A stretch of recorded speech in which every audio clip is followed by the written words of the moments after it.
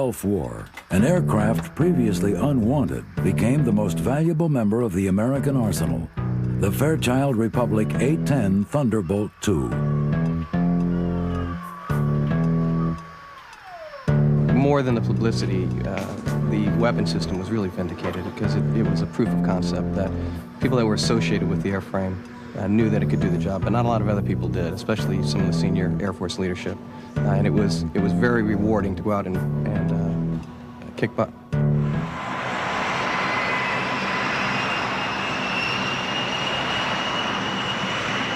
We probably took a lot of heat from all our friends in the Air Force and Navy and other airplanes because it's slow, it's ugly. You know, they like to rib us about that, but the reason it was so successful in the Gulf War is that it's not really about looks or about speed, it's about firepower. And the A-10 can really deliver a lot of ordnance in a very precise manner. The A-10 basically is a gun that they decided to make fly. The rate of fire of our gun is around 3,900 rounds per minute, or about 50 to 70 rounds per second as the gun comes up to speed. That does not sound like a machine gun. That sounds like a very unhappy lion or tiger or beast of some sort, because it has a roaring sound. When the time came to name this intimidating airplane, only one beast came to mind. Now, obviously, when the A-10 follows a long line of distinguished hogs, someone had to come up with a hog-like name for this airplane, and looking at it, the obvious hog-like name for an airplane that's this ugly would be the Warthog. I think its mission of ground attack brought on some of that. You know, it's down and dirty in the mud, like a warthog.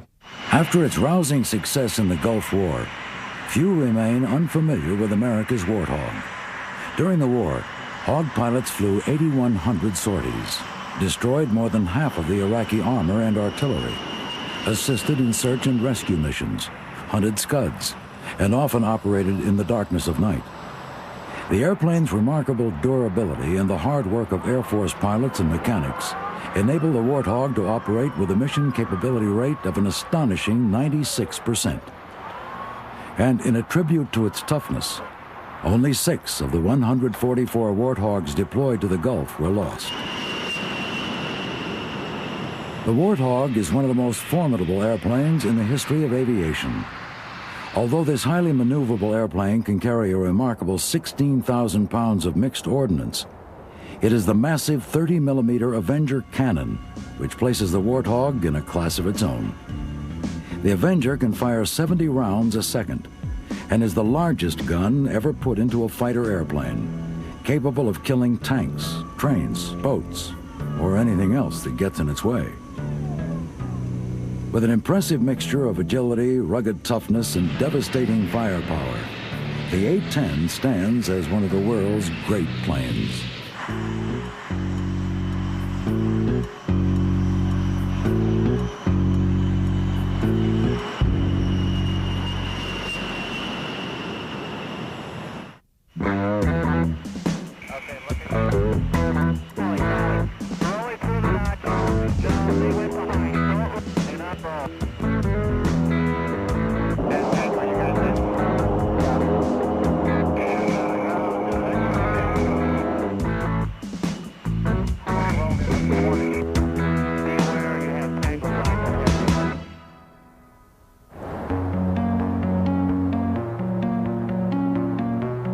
In a sight becoming more common throughout the American military, a complementary mixture of full-time Air Force personnel and Air National Guardsmen combined to keep planes like the Warthog in a constant state of readiness. Bob and I are both crew chiefs in the Maryland Air National Guard. Our unit's responsible for maintaining 17 A-10 aircraft. Bob's a full-time member of the Guard, and I'm a traditional Guardsman. When I'm not at the Guard on my one weekend a month, I'm a Baltimore City police officer. On a typical Saturday, we'll come in about 6:30 in the morning. I'll stay till about 6 o'clock at night. Usually we'll fly 10 airplanes to land again, send up 10 more. In the hangar right now, they have there's 4 airplanes in there. One they're using for load crew training. One, I believe they're doing some sort of flight control maintenance on. and the two in the far rear are both down for phase inspections.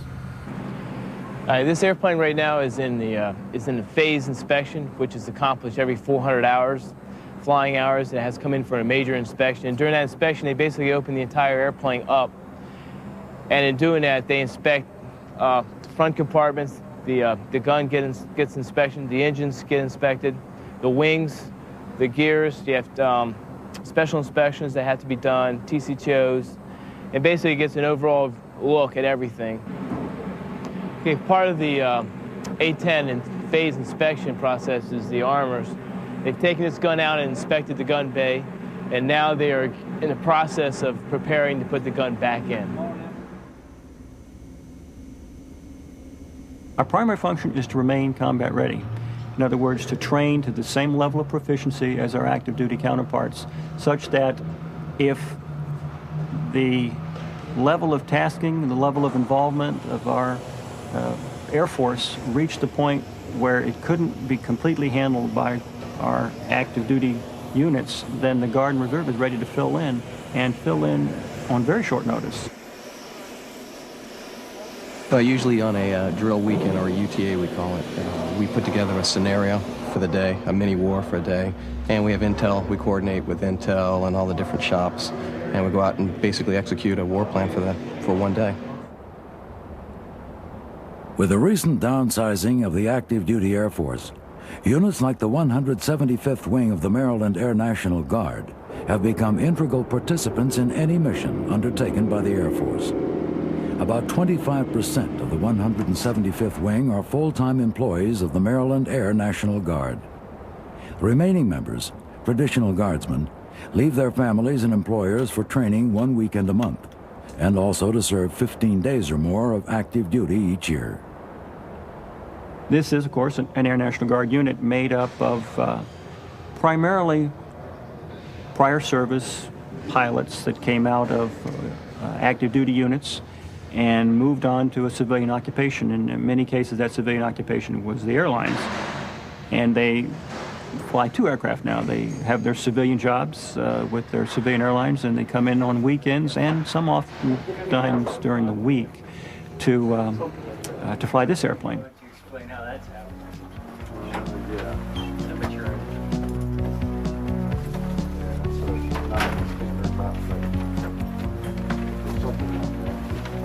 That's the most important job.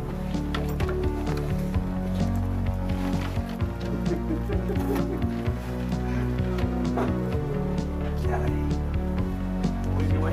No, see you around. Okay, have a good one. See you around.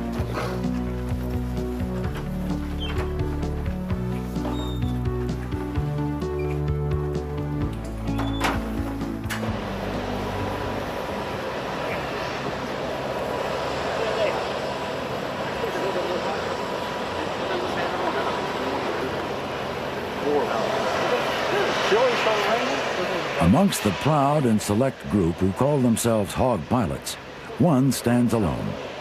Lieutenant Colonel Ron Henry, who's been flying the airplane since its introduction into the Air Force, is the only Hog pilot to have amassed more than 4,000 hours of flight time in the A-10. Nicknamed the Professor for his academic and meticulous approach to his job, Henry's invaluable experience and insight have helped countless younger pilots master their craft.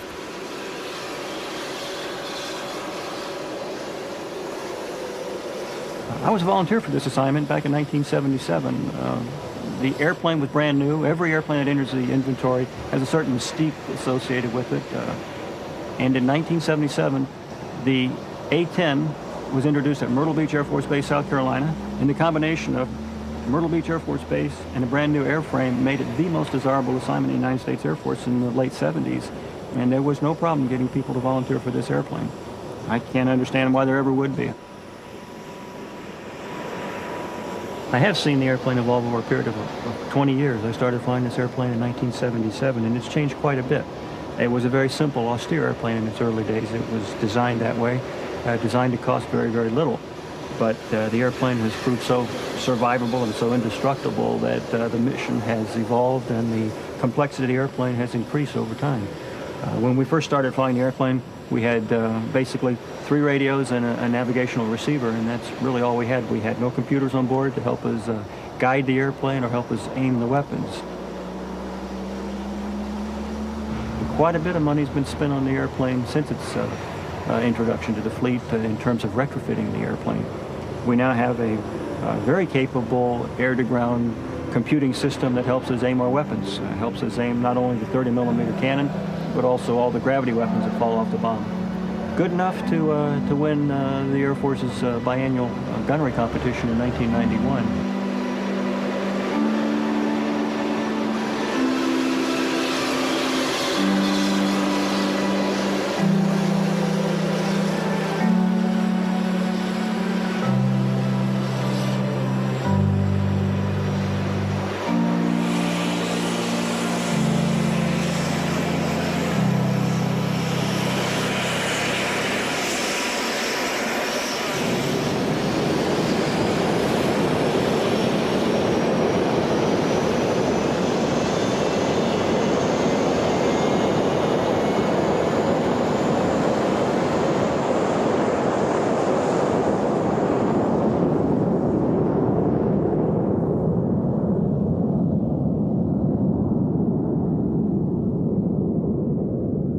What I like most about the Guard is that we can just continue to fly as line pilots until we're 55 years old, an opportunity you usually don't have in the active duty. We enjoy flying, obviously, more than anything in our career, and that's why we joined the Guard. Affection and enthusiasm for flying the Warthog makes the rigorous training seem less demanding than it is. Hog pilots can ill afford to be unprepared for the challenging missions the A-10 must perform, and keeping the unit ready is a full-time occupation. We train continuously, not just on weekends. We run a flying operation here 4 to 5 days a week, and with the luxury of an airline schedule, many of our pilots can come in and fly several times a week if they wish, and we can maintain the same level of proficiency. In the past 2 years, many of these Maryland Guardsmen have twice left their families and full-time jobs to assist NATO forces in Bosnia. Despite the serious nature of their service, these Hog pilots feel their affection for the Warthog helps them keep things in perspective. I think we're a little bit more casual and not as threatened about our ego per se, but it's a single-seat airplane, so you get to fly it by yourself. You don't have to talk to anybody else about what you're doing. We always fly in 2 or 4 aircraft, and we train routinely at low altitude, 500 feet, or you can go lower in certain areas. And that, you know, moving around at 300 knots, that's a lot of fun. Flying the Hog has got to be as fun as any fighter to fly. It's single seat. It's a VFR mission, which means you don't have to fly on predetermined routes. You can navigate with much more freedom, and it's just a great deal of fun. I think it's the most enjoyable type of tactical flying I could ever hope to do.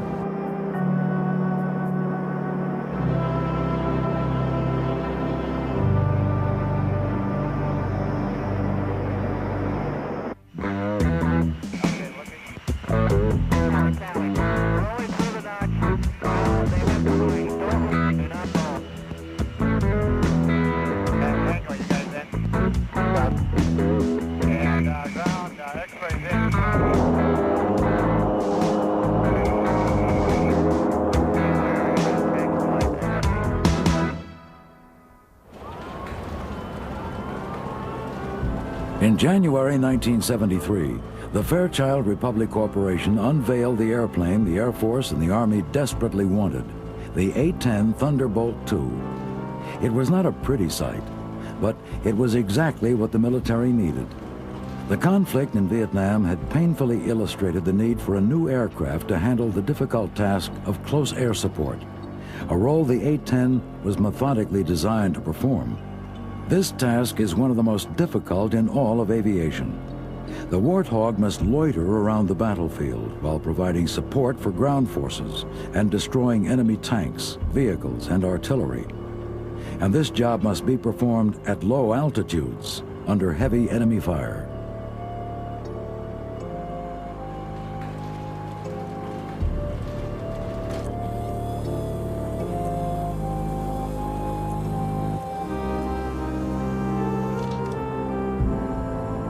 That's why this airplane is so ugly.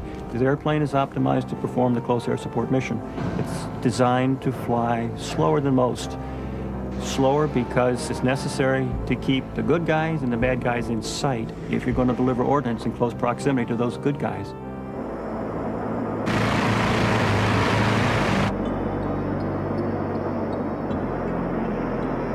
The A-10 evolved from lessons learned in Vietnam, but it was in reality designed to provide close air support in Europe. The A-10, with its tank-killing ability, stood as an integral part of NATO's strategy to match the threat of Soviet tanks, which stood poised to storm across Germany. 40 years earlier, the Germans had unleashed upon the world the power of close air support. By the summer of 1939, Germany's resurrection into a military power was complete. The Nazi regime combined a huge, highly mechanized army with a devastating fleet of 4,000 all-metal aircraft. Hitler's Air Force, the Luftwaffe, pushed the envelope of war into a terrifying new era. The strategy behind the design of the Luftwaffe was close air-to-ground support, a strategy unveiled with terrifying precision during the Nazis' invasion of Poland. In a pattern destined to be repeated throughout Europe, the Luftwaffe soared ahead of Hitler's highly mechanized army and pounded enemy troops, artillery, and aircraft. Within 10 months, Europe had collapsed into the iron fist of the Nazis, a testament to the brutal effectiveness of their military machine.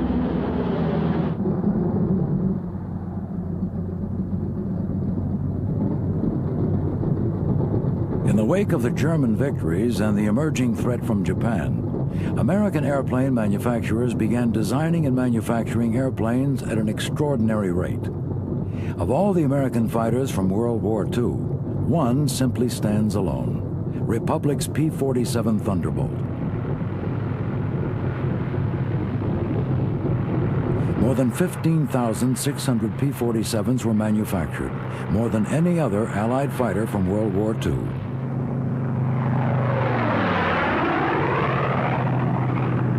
Nicknamed the Jug, the Thunderbolt was the largest of all the Allied single-engine fighters and weighed an astonishing 8 tons. Armed with 850 caliber machine guns, the Thunderbolt presented a formidable force.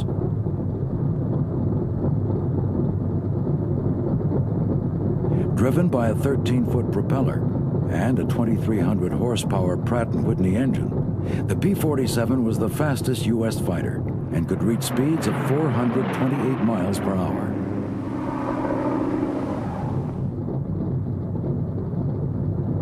With a range of more than 1,000 miles and a cruising speed of 350 miles per hour, the P-47 starred throughout the war as an invaluable escort for bombers and as an integral support airplane for Allied ground forces.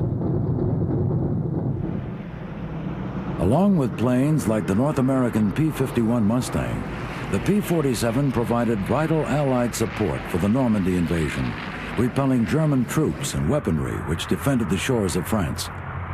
Coordination of troop movements in sync with aerial support was crucial to the success of the Normandy invasion.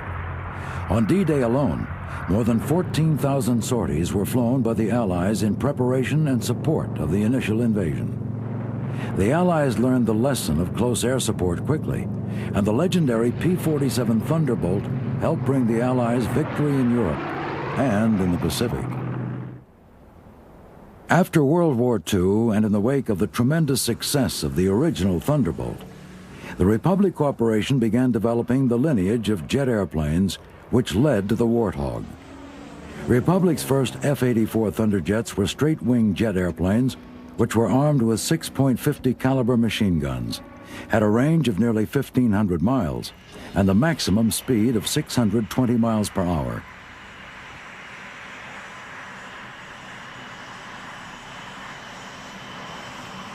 The first prototype flew in early 1946.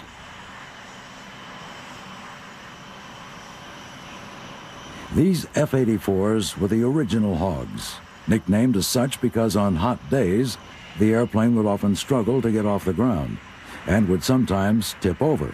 leaving their stout noses rooted in the mud. Thus, the first Hog was born. All told, more than 3,300 of the original Hogs were built, serving throughout the 1950s and into the 60s.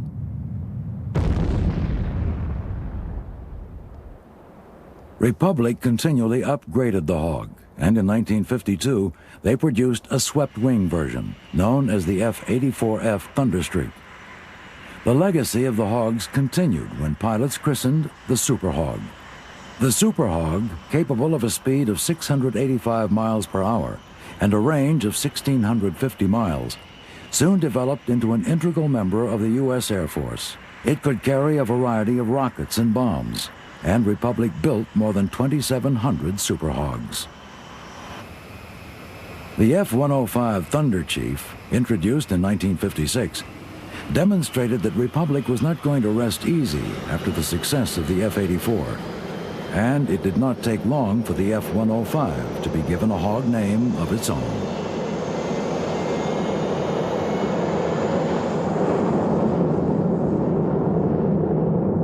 As the F-105 was introduced, the previous F-84 pilots who transitioned into the F-105 looked at their very sophisticated Cadillac airplane and thought of it as the Ultra Hog, and the 105 became known as the Ultra Hog.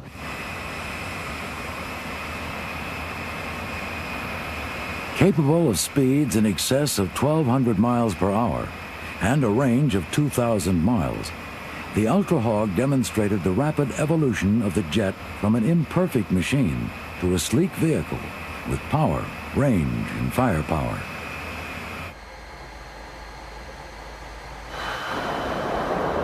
Designed as a high-speed interceptor, this large fighter bomber was armed with a GE M61 Vulcan 20mm gun and could carry Sidewinder missiles.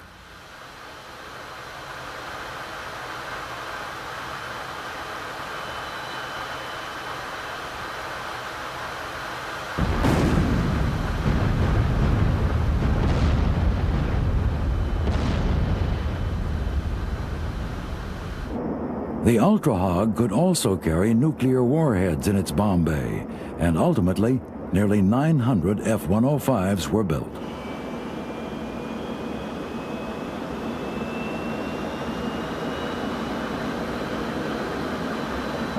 The final Hog in Republic's proud lineage evolved from the American experience in Vietnam. The war fought against a desperate and determined people in a climate brutally hostile to man and machine, pushed both to their limits.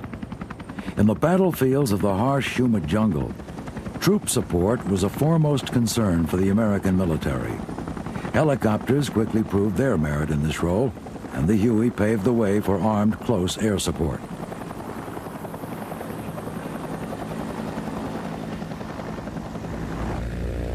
Although helicopters retained a mobility advantage over the fixed-wing aircraft, the firepower and speed offered by airplanes such as the A-1 Skyraider led many to believe a new fixed-wing aircraft was needed to fill the role of close air support. The A-1E Skyraider really illustrated a need for a aircraft that was maneuverable, close to the ground, close to the bad guys, where you could look out the window and see what you were attacking to differentiate between the friendlies and the bad guys in a very reliable manner. Fairchild Republic delivered the first production model of the A-10A to Davis-Monthan Air Force Base in October of 1975. The suggestion that the plane be called the Warthog in honor of Republic's Hog lineage, and given the ugliness of the airplane, did not sit well with the brass of the Air Force. The plane was officially named the A-10 Thunderbolt II in honor of the legendary performance of the original Thunderbolt in World War II. But to its pilots, and ultimately to anyone familiar with it, this airplane has only one name. But it's a very affectionate name. No Warthog pilot is ashamed to call his airplane a Warthog.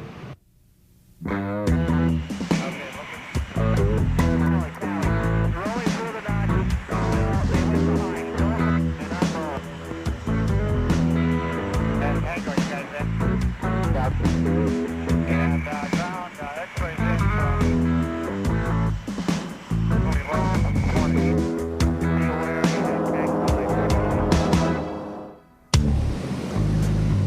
The A-10 basically is a gun that they decided to make fly. It's a 30 millimeter, 7-barreled Gatling gun, shoots at 4,200 rounds per minute, and they bolted wings, a fuel tank, a pilot, and some engines on it, and it goes out shooting at tanks and any other targets of opportunity.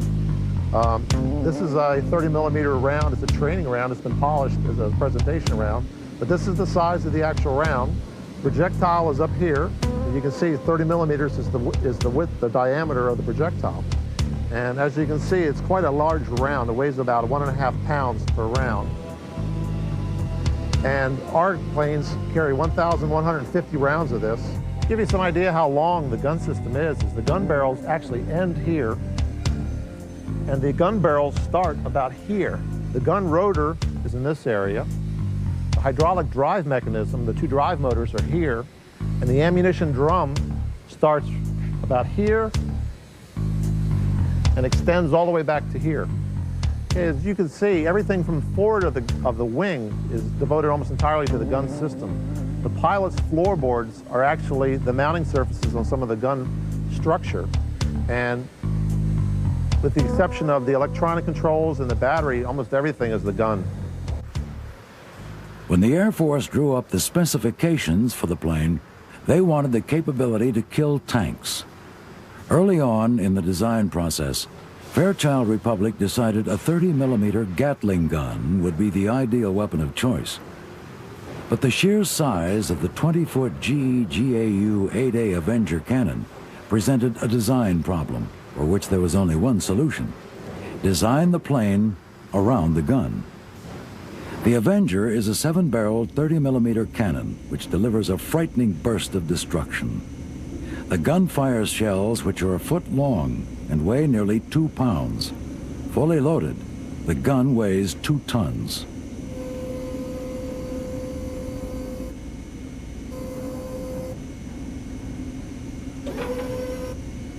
Well, the gun's a 30 millimeter. It's the largest gun, in an airplane. Well, a fighter type airplane. There's some transports that carry bigger guns, but it's very precise. Such precision allows Hawk pilots to hit targets up to 2 miles away, and with a muzzle velocity of 3,450 feet per second, the gun can fire an average of nearly 70 rounds per second. One shot can destroy a tank.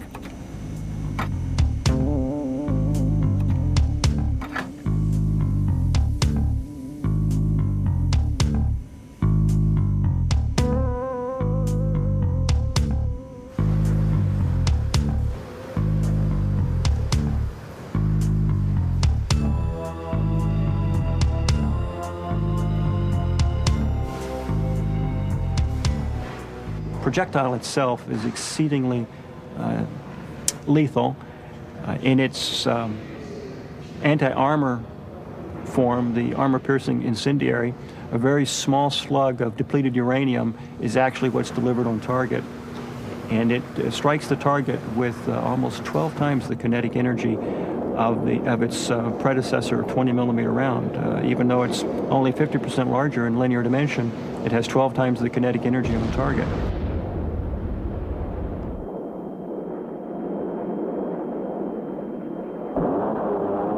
The tremendous recoil force of the gun led to its positioning slightly offset to port, so that the firing barrel is exactly on the center line. This avoids the problem of asymmetric recoil forces. It produces as much recoil as the engines produce in forward thrust. Theoretically, if you had the ammunition and could hold the trigger down long enough, the airplane would come to a complete stop because the gun would win the tug-of-war. The 19,000 pounds of recoil forces dictate that the Avenger is usually fired only in short bursts of about 2 seconds, an exercise which also avoids ammunition wastage and barrel overheating. Despite its incredible power, the gun is by no means the only threat the Warthog poses to enemy forces.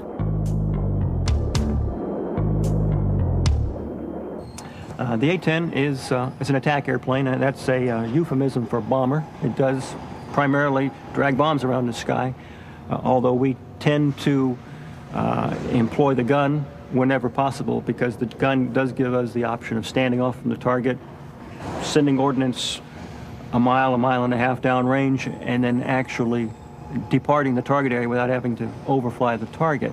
However, the airplane can carry up to 16,000 pounds of releasable external stores. And that, I think you'll find if you check your history books, is about 4 times what a World War II B-17 could carry.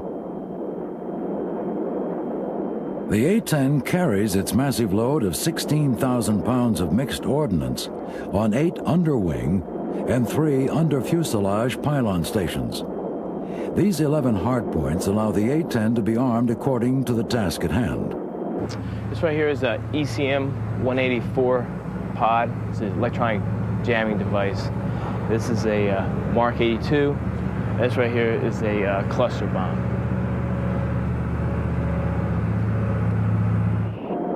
The variety of armaments available to the Warthog is extensive, including AGM-114 Hellfire anti-tank missiles, Sidewinder missiles, and a selection of both smart and dumb bombs.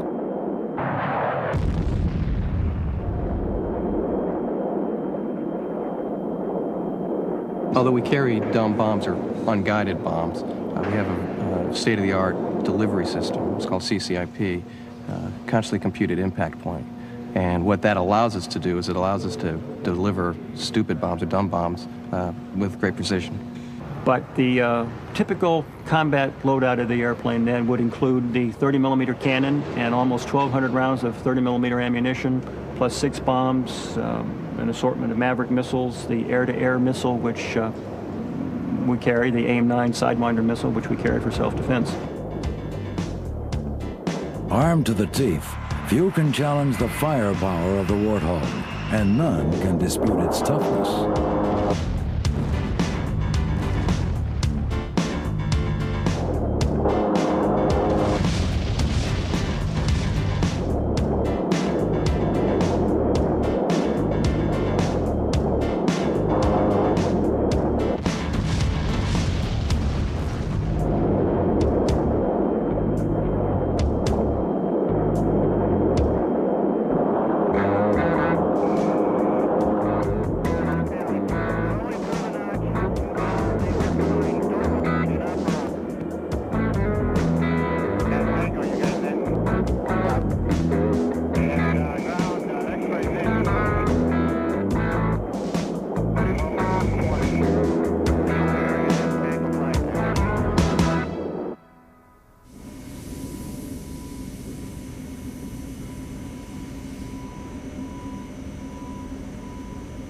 The airplane, has often been said, and more often as a form of criticism rather than praise, that this is the only airplane that the Air Force ever bought that was designed to take hits, not avoid hits. And it's quite true.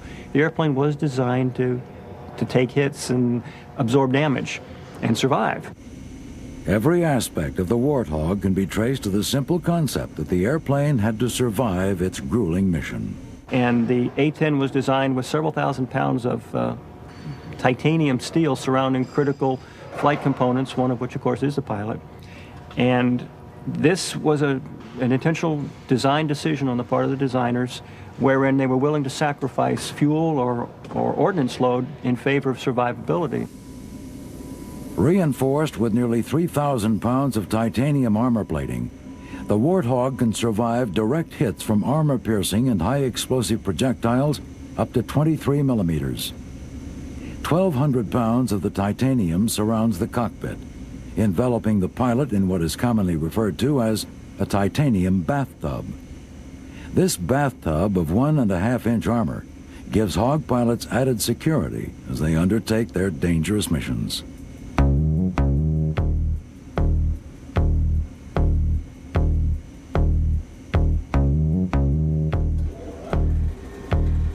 One of the features that gives the Warthog its undeniably unique profile is the placement of its engines. The A-10 had to have 2 engines for survivability. Fortunately, during the early stages of development, the designers found out that GE was working on turbofan engines for a new Navy anti-submarine aircraft. Turbofans had made inroads into civilian aircraft, but had not been much use in the military sphere. These engines held several advantages which made them an excellent choice for the A-10. They offered high fuel efficiency, and they were less noisy than turbojets, and had a lower heat signature.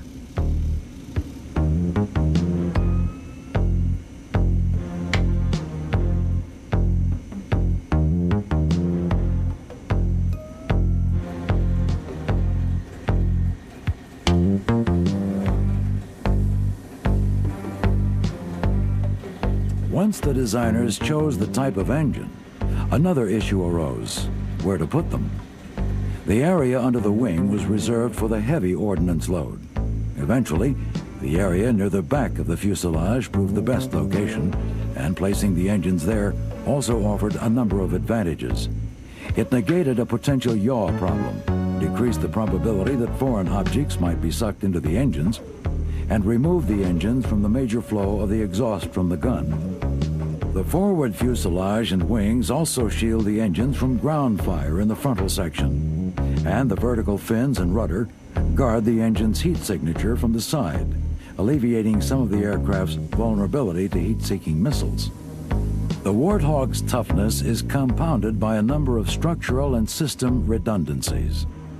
The dual redundancy of the hydraulic flight control systems is also backed up by a manual system. This enables Hawk pilots to fly and land even if hydraulic power is lost. The Warthog's extraordinarily high mission capability rate during the Gulf War directly resulted from a design dedicated to ensuring the plane could be serviced and operated from bases with limited facilities close to the battlefield.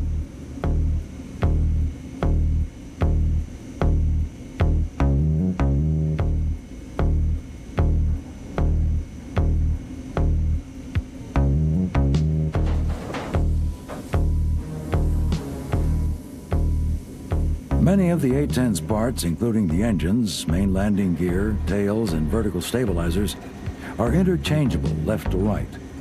Interchanging as well as cannibalizing parts between aircraft is a standard maintenance procedure, one used with much success during Desert Storm.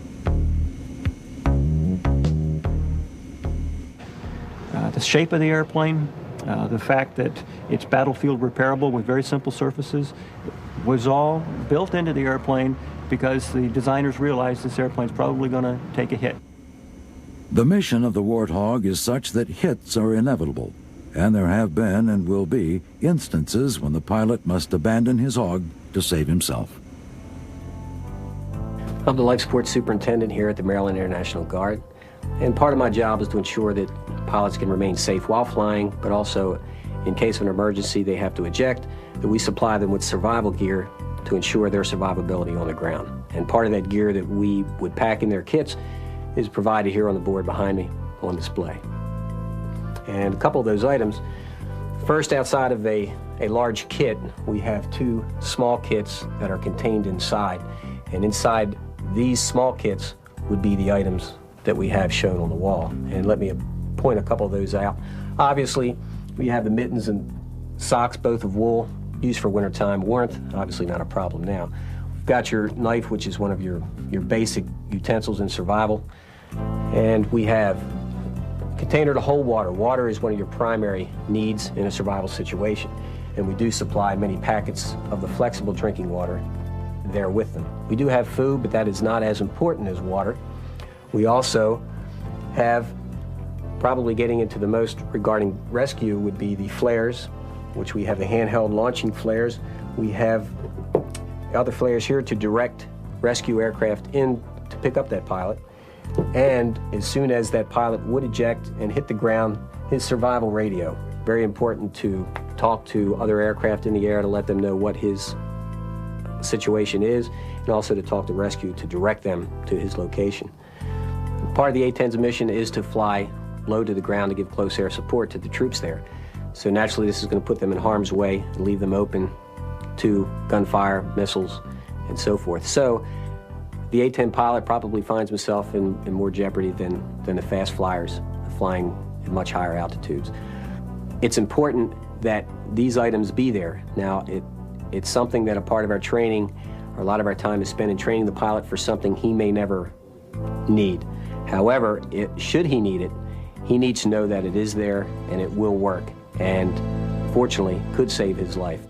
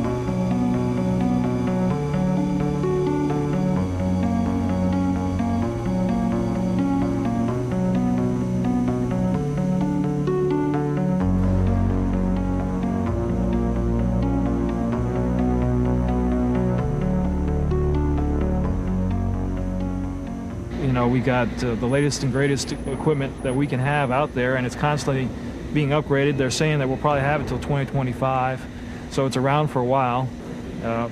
Most of ours are 78, 79 version models out here. And so that's a pretty good long time for an airplane to be in service, and it's constantly being modified, and it's got a lot of capability.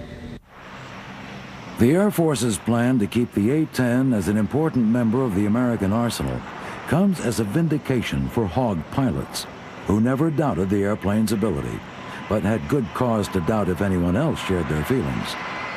Unproven in battle, much of the Air Force brass did not think of the Warthog as an integral part of the post-Cold War strategy, until the winds of war swept across the deserts of Kuwait.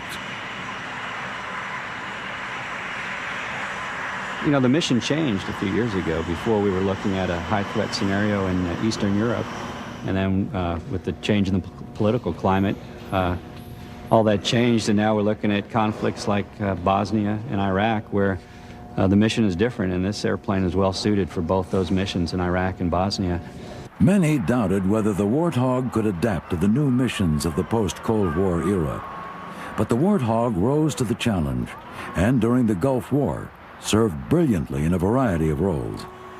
Despite only flying 30% of the sorties, the A-10 was responsible for more than 50% of the confirmed bomb damage, and only 6 airplanes and 2 pilots were lost, a remarkable rate considering the danger of the missions. Given the heavy use of the airplane, it did not take long for the Iraqis to become all too familiar with the Warthog. There was a quote from one captured Iraqi who said that it was the most feared airplane. I think largely because we spent a lot of time over the troops, over the Army. You know, where some of the other airplanes were attacking strategic targets, buildings and bridges, maybe the troops didn't have as much exposure to those airplanes, but they saw the A-10, and they were never quite sure what target we were going to choose. So, you know, there's some concern on their parts, being down below, not knowing when and where it's coming. We had 144 airplanes stationed over there, and it was 24 operations. We had 2 night squadrons and 5 squadrons on the day schedule, and we just totally saturated the air with A-10s, you know, 25 miles deep. So that's all they saw continuously. And if you could imagine sitting on the ground wondering if you're the next target, it was a big psychological game that was. And listening to the gun makes a real, I don't know if you've ever heard it, but it makes a great roar. And it echoes, and you can hear it for quite a way. And having to listen to that hour after hour, day after day, I'm sure it took its toll on them.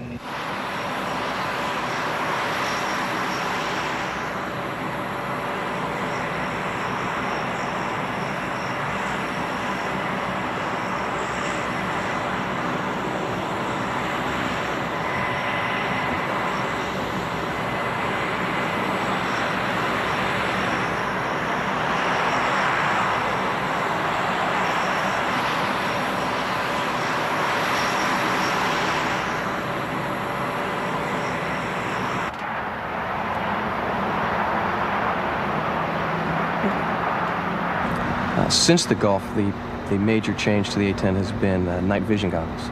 They've redone all of our instrument panels and consoles to make it night vision compatible. So now pretty much we do everything we did in the Gulf at day at night now, which is pretty much double the capabilities of the airplane.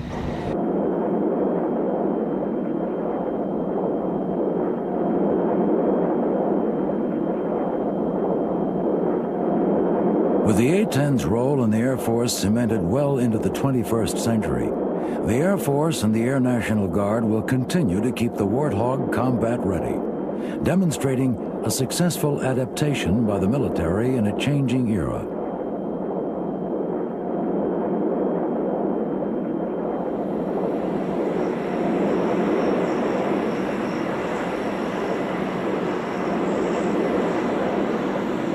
Units such as the 175th Fighter Group must remain ready to take the Warthog wherever it may be needed, and must be ready to serve side by side with the active duty units.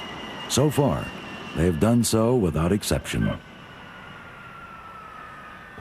We have, in recent months, undertaken the same tasking that our active duty squadrons have undertaken. We have been to the European theater to support the operation in Bosnia, over Bosnia.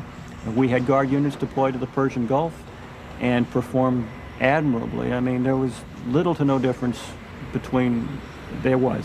I must brag to some extent. There was no difference between their performance and the performance of the active duty units there.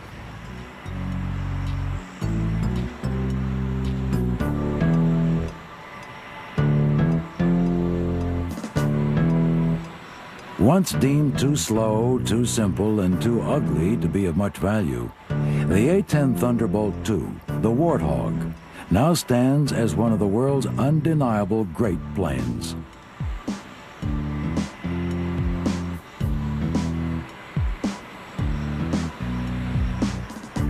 Its outstanding maneuverability, deadly firepower, and legendary toughness are testaments to a successful design concept.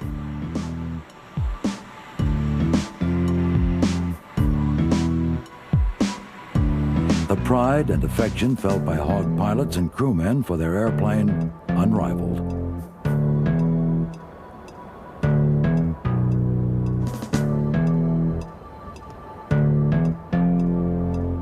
For these soldiers, it was merely a matter of time before the world recognized the greatness of the extraordinary airplane with the unforgettable name, the Warthog.